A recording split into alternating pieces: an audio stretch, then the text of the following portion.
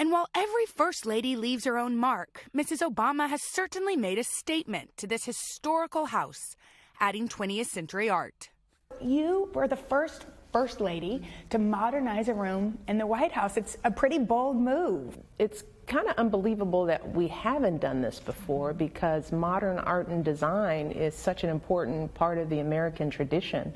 I think the curtains are from the time Jackie Kennedy lived here. And in 1962, on Valentine's Day, she showed the first televised report of the White House, the first tour. This room's interesting because it has the most architectural unity. And 80 million people tuned in, which back then is like the Super Bowl. Right? Yes.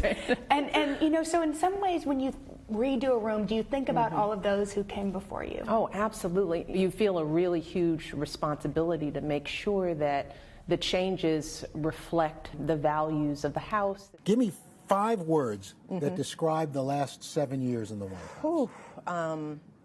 For me, fun, challenging, creative, dynamic, and at times delicious. Okay.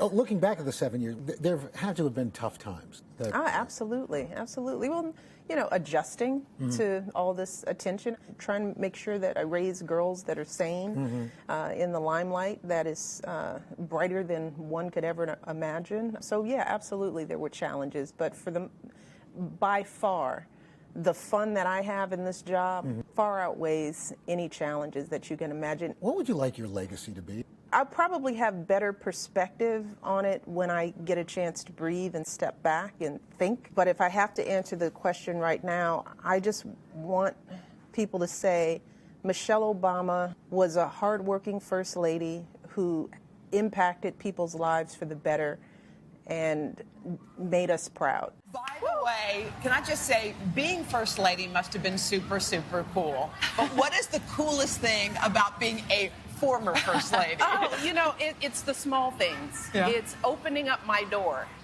and walking out and enjoying the weather and sitting on my patio. It's the small things. It's going to my girls' game. Yeah. And just really being a mom. So there's nothing new that's going on. It's just that we're out in the real world.